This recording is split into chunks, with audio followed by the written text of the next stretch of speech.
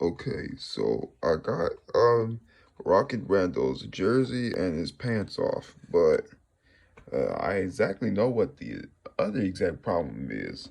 You see, this wire came off of this one, and um I'm gonna solder it back on. But what I had to do to get them pants off was to unsolder all the wires off the motors and off the two motors, and so I could